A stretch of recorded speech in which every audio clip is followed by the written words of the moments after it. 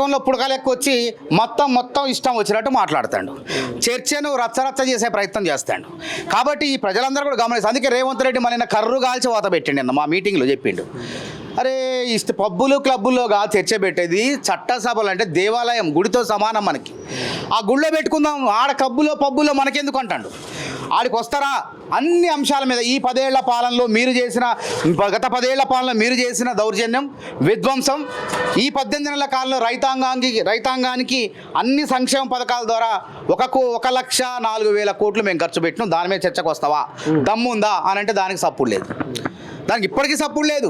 ఆయన ప్రధాన ప్రతిపక్ష నాయకుడు ఫామ్ హౌస్లో సోయి లేకుండా బండుతుడు. నీరజ్ చక్రవర్తి నాకు గుర్తొస్తాడు, యాదికి వస్తాడు. ఇప్పుడు ఎట్లా అంటే ఆయన ఇట్లా రోమ్ నగరం దగలబడుతుంటే ఆయన ఫిడేలు వాయించుకుంటూ చక్కగా పడుకున్నాడట. మరి ఈ మహానుభావుడు ఏం వాయించుకున్నాడో అర్థం కాదు ఇంతవరకు. అరే వరదలు వచ్చినా రాడే, ప్రతిపక్ష నాయకుడు రావాలా, బాధ్యత ఉందా లేదా? అరే జీతం కొలువు ఎలగబెడుతుంటే జీతం తీసుకుంటే ప్రతిపక్ష నాయకుడిగా అసెంబ్లీకి రాకపోతేవి. మరి దీన్ని ఏమనాలా? రేవంత్ రెడ్డి గారు ఏమంటాడు, అయ్యా నువ్వు వచ్చి మాకు సూచనలు చేయి, మేమేమైనా తప్పులు చేస్తే ప్రశ్నించు, నిలదీయి అంటాడు. నిలదీయమంటే నేను నిలబడను, నేను నిల్చోలేను, నేను రాను, నేను ఫామ్ హౌస్లో పండుకుంటా అని చెప్పి ఆయన చెప్తాడు.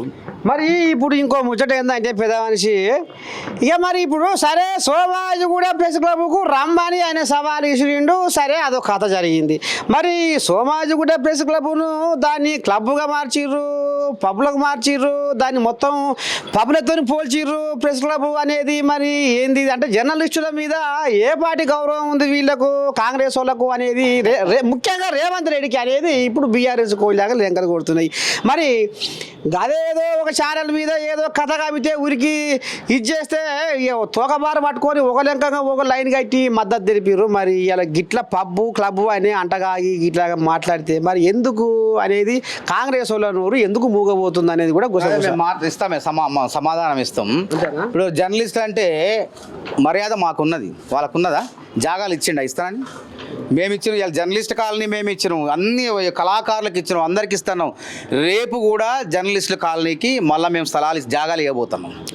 కాబట్టి మేము జర్నలిస్టులు అవమానపరచలే. ఆ సంస్కృతి ఆయనది అంటున్నాం. ప్రెస్ క్లబ్ని అంటారులే, ఆయన క్లబ్ అనేది ఆయనకి ఇష్టం. ప్రెస్ కాదు, ఉత్త క్లబ్బులు ఇష్టం ఆయనకి. క్లబ్బులు అంటే ఆయనకి మస్తు మజా. క్లబ్బులు అంటే మజా అన్నట్టు మనకు తెలుస్తుంది. అందరూ కూడా చర్చించుకుంటారు అట్లా. మరి గతంలో రేవంత్ రెడ్డి గారు కూడా ఇట్లనే ఆయన అధ్యక్షుడుగా, పిసిసి అధ్యక్షుడిగా ఉన్నప్పుడు, పార్టీ అధ్యక్షుడిగా ఉన్నప్పుడు ఆయన మంత్రిగా ఉన్నాడు.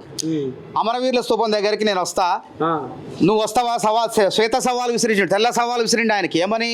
వైట్ ఛాలెంజ్ అన్నాడు రేవంత్ రెడ్డి. మాదక ద్రవ్యాల విషయంలో మీ ప్రభుత్వంలో విచ్చలవిడిగా అమ్మకాలు జరుగుతున్నాయి.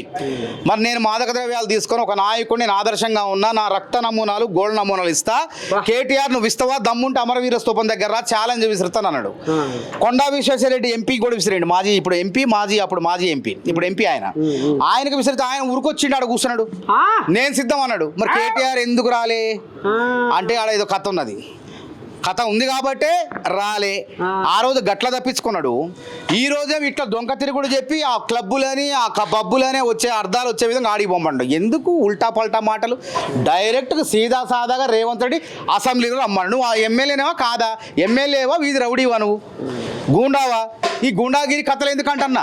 క్లబ్బుల్లో పబ్బుల్లో గాడ గీడ 100 మంది రౌడీలను తెచ్చుకొచ్చి ఇలా మొత్తం దాడులు చేస్తారు. వాళ్ళు మీడియా మీద దాడి చేస్తారు, మీడియా మాట్లాడితే దాడి చేస్తారు, మళ్ళీ పోయిన ప్రాంతీయ విభేదాలు తీసుకొస్తారు వీళ్ళు కావాలని, రాజకీయ పబ్బం గడపడం కోసం. అందితే జుట్టు, అందకపోతే కాళ్ళు. అధికారంలో ఉంటే ఓట్ల కోసం ఆంధ్రోళ్ళ కాళ్ళు ముళ్ళు గుచ్చుకుంటే పండితో బిగుతారు. అధికారం పోతే మళ్ళీ మిగతా తెలంగాణ జనం మొత్తం పోగేయటం కోసం, ఏకం చేయడం కోసం ఆంధ్ర తెలంగాణ సెంటిమెంట్ రాజు చేస్తారు. రాయలసీమ పోయి రోజా రొయ్యల పులుసు తిని, చేపల పులుసు తిని తెలంగాణ ఆత్మగౌరవాన్ని తాకట్టు పెడతారు. తెలంగాణకు రావాల్సిన గోదావరి నీళ్లను కృష్ణానదిలో కాదు, మనం ప్రకాశం బ్యారేజ్లో కలిపి ఆడ బనకచర్ల నుంచి నగరి నియోజకవర్గానికి, దర్శి నియోజకవర్గానికి 2 లక్షల ఎకరాలు తీసుకుపోతాం. ఆ రోజు ఏమన్నాడు? ఆ మాట ముచ్చట ఏమన్నాడు? నా కూతురు లాంటిది రోజా, చేపల పులుసు బాగుంది, అద్భుతంగా ఉంది అని చేపల పులుసుకే వరాలు ఇచ్చిండు. ఆడ తెలంగాణకు ద్రోహం చేసిండు. యథేచ్ఛగా మీరు దోచకపోని ఆ గోదావరి నీళ్ళను మీ ఇష్టం, రాయలసీమ రత్నాలసీమ చేస్తా, తెలంగాణకు ద్రోహం చేస్తా, మీరు కట్టుకోండి ప్రాజెక్టులు 3000 టీఎంసీలు వృధాగా పోతున్నాయి, అని చెప్పి మాట్లాడిండా లేదా? ఇలా తెలంగాణకు ద్రోహం చేసిండా లేదా? అంటే చేపల పులుసుకు, రొయ్యల పులుసుకు, రోజా రొయ్యల పులుసుకు తెలంగాణ ఆత్మగౌరవాన్ని తాకట పెట్టినోడు, అందుకే మాట్లాడలేకపోతాడు, అసెంబ్లీకి రాలేకపోతాడు ఈరోజు. మరి గోదావరి మీదుగా బంకచెర్ల కథ మొత్తం ఇప్పుడు పచ్చ జెండా ఊపిండు, ఈ గురువు మాట కాదంటలేడు అనేది మరి వాళ్ళు గుసగుస పెడుతుర్రు. ఇప్పుడు గురువు ఎవరు? ఆయన గురువు కాదా? ఆయనకు మంత్రి పదవి ఇచ్చినోడు ఎవడు? అంతేనా? ఆయన స్కూల్ యాడ్ నుంచి వచ్చింది చంద్రశేఖర్ రావుది. అమ్మా. తెలుగుదేశం కాదా? ఎన్టీఆర్ని దింపిన తర్వాత ఆ దింపుల్లో ఈయన పాత్ర ఉండటం మూలంగా ఈయనకు మంత్రి కోలు ఇచ్చిండా లేదా? చంద్రబాబు నాయుడు. చంద్రబాబు నాయుడు శిష్యుడే ఈయన కూడా. అంతేనా? అయితే ఈయన ఇప్పుడు మరి ఆ మాట మాట్లాడతాడా? ఇలా రేవంత్ రెడ్డి అనేవాడు ఆ పార్టీ నుంచి విభేదించి కాంగ్రెస్ పార్టీలో చేరి, అధికారం లేని పార్టీలో చేరి అధికారంలో తీసుకొచ్చినోడు దమ్మున్నోడు మొగోడు పార్టీని, అవునా కాదా? అధికారం లేని పార్టీలో చేరి అధికారాన్ని తీసుకొచ్చిన దమ్మున్నోడు. సరే, నువ్వు అవినీతి చేసినవా, అది చేసినవా, ఆంధ్రాకు నీళ్ళు దోచిన ప్రజలు గమనించారు, నిన్ను ఓడించారు. ఇలా నీ వల్ల నీ హయాంలో అంటే 2014 నుంచి 2023 వరకు ఏ విధంగా కృష్ణా జలాల్లో ఏ విధంగా ద్రోహం జరిగింది మనకి?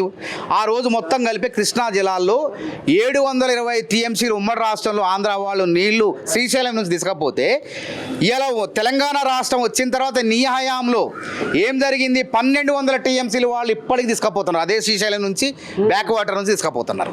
మరి ఎవరి హయాంలో జరిగింది ద్రోహం? నీ హయాంలో కాదా? అదేవిధంగా 2014 వరకు వాళ్ళు గోదావరి జలాలు మొత్తం ఒక 4 టీఎంసీల వరకు వాళ్ళు తీసుకుపోయేది. నువ్వు వచ్చిన తర్వాత అది 9.5 టీఎంసీల వరకు పోయింది దోపిడీ. అంటే నిద్రపోయినవా ఆనాడు? మంచిగా ఇంత వేసుకొని పావు దాగి పడుకున్నావా? మరి ఎందుకు మాట్లాడలేదంటే దాని వెనక రాజకీయ కారణాలు ఉన్నాయి, రాజకీయ లబ్ధి ఉన్నది. ఈయన తెలంగాణను చంపి తీసేసి పెట్టిండు కదా భారత రాష్ట్ర సమితి అని, ఆడ కూడా ఆంధ్రాలో పార్టీ పెట్టిండు. అంటే వాళ్ళ ఓట్లు రావాలంటే ఏం చేయాలా? మరి కృష్ణా జనాల్లో నీళ్ళు వద్దు, మా తెలంగాణకు కావాలి, మా గోదావరి జనాల్లో మా నీళ్ళు వద్దు, మాకు కావాలంటే వాళ్ళు ఊరుకుంటారా? లాగి చెంపబాల కొడతారు, దవడబాల కొడతారు. కాబట్టి ఆడ చంద్రశేఖర్ అనే ఆంధ్ర ఆయన్ని అధ్యక్షుడిని చేసిండు. చేసి అట్లా రాజకీయ లబ్ధి ఇట్లా నీళ్ళు ఇచ్చి వాళ్ళ ఓట్లు దండుకుందాం అనుకోండు. ఇక్కడ తెలంగాణకు అన్యాయం చేసిండు. ఇది అసలు ముచ్చట ఇది. దేశం మొత్తం వేళ అక్రమంగా సంపాదించిన డబ్బులతో దేశం మొత్తం వేలాలని టీలో తెలంగాణను తీసేసి పెట్టి భారత రాష్ట్ర సమితి పెట్టి మహారాష్ట్రలో, కర్ణాటకలో అన్ని చోట్ల పార్టీ పెట్టి అసలు నన్ను ఉప ప్రధాని చేయమండి ఆయన.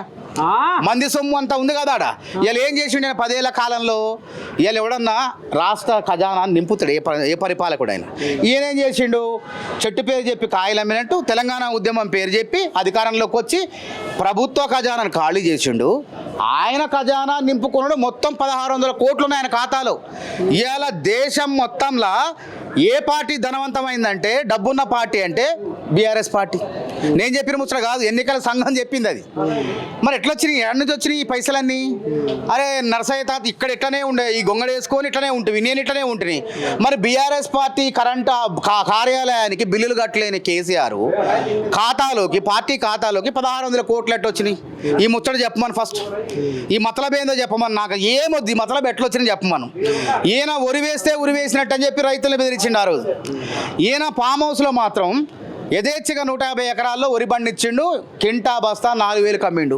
మరి ఆ కిటికీ ఏందో రైతులకు చెప్తే రైతులు పండించుకోరా? 4000 సంపాదించరా ఎకరాకి? మరి ఇప్పుడు రైతుల పరిస్థితి కూడా అంత గందరగోళం ఉందట. కానీ మీరు వచ్చినాక కూడా యూరియా బస్తాలు దొరుకుతలేవట, చెప్పులు లైన్లో పెడుతుర్రట. ఇంకో అందరభాగంగా ఆ యూరియా బస్తాలు పక్కంగా ఎక్కడ బ్లాక్లో పోతున్నాయటగా పక్కంగా. మరి అధికార యంత్రాంగం ఏం చేస్తుంది, సర్కారు ఏం చేస్తుంది? అందుకే ఆదిలాబాద్లో మొన్న పట్టుకున్నాం, 150 బస్తాలు పట్టుకున్నాడు. దొడ్డిదారిని ఎత్తుకపోయి దొంగల్ని, బందిపోటు దొంగలు, యూరియా దొంగల్ని పట్టుకున్నాం, వాడిని పెట్టినాం, జైల్లో పెట్టినాం. అట్లనే అయితే యూరియా అనేది మనకు దాదాపు 1,03,000 మెట్రిక్ టన్నులు రావాలి కేంద్రం నుంచి. మనం తయారు చేసేది కాదు, కేంద్రం ఇవ్వాలి మనకి. అయితే వాళ్ళు ఇచ్చింది అంతా ఇప్పుడంటే 29,29,000 మెట్రిక్ టన్నులు మాత్రమే ఇచ్చారు. దాన్ని ఇయ్యాలో రేపు ఇస్తామంటాను. కానీ రైతాంగం ఎట్లుంటుంది అంటే ఆశ ఉంటుంది, నాకు ముందు రావాలనే ప్రతి ఒక్కరికి ఉంటుంది. అది తప్పు కాదు, అది ఆ మాత్రం ఉండాలా. ఆ ఆశ వాళ్ళ ఏమైంది, అరే వచ్చి ఓపిక పట్టిండంటే లేదు నాకు ముందు కావాలని లొల్లి అవుతుంది. ఆ లొల్లిని రాజకీయాలకు వాడుకునే ప్రయత్నం. వీళ్ళ హయాంలో కూడా ఈ లొల్లులు మస్తాయిని. చెప్పుల లైన్లో పెట్టినరు, పుస్తకాల లైన్లో పెట్టినరు, మనుషుల లైన్లో ఉన్నారు, లైన్లో ఉన్నోళ్ళు కూడా చచ్చిపోయారు నిల్చోలేక. ఇవన్నీ జరిగినాయి. జరిగినాయి. కాబట్టి ఇలా రైతాంగానికి కాంగ్రెస్ ప్రభుత్వం 1,04,000 కోట్లు ఖర్చు పెట్టినాం. ఎట్లా ఖర్చు పెట్టినాం? రైతు భరోసాయా వీళ్ళు ఇయర్ ఉత్తదే సావరు అని చెప్పి ప్రజల్ని మభ్యపెట్టే ప్రయత్నం చేసిర్రు. ఏమి ఇచ్చారు? రైతు భరోసా ఎంతమందికి ఇచ్చారు? 2 సార్లు ఎగ్గొట్టినారు కానీ వాళ్ళు మస్తే కొట్టిర్రు. దాన్ని వాళ్ళు ఎగ్గొట్టి మస్తే రైతాంగం ఇప్పుడు మమ్మల్ని హక్కున చేర్చుకుంటుంది. అంతేనా? మేము రైతు భరోసా వేయగలను వాళ్ళ కళ్ళల్లో ఆనందం. ఎంతమందికి వేసినాం? 70 లక్షల మంది రైతుల ఖాతాల్లో 1,49,00,000 ఎకరాలకు 9 రోజుల్లో 9,000 కోట్లు వేసినాం. అంతకుముందు 12,500 కోట్లు వేసినాం.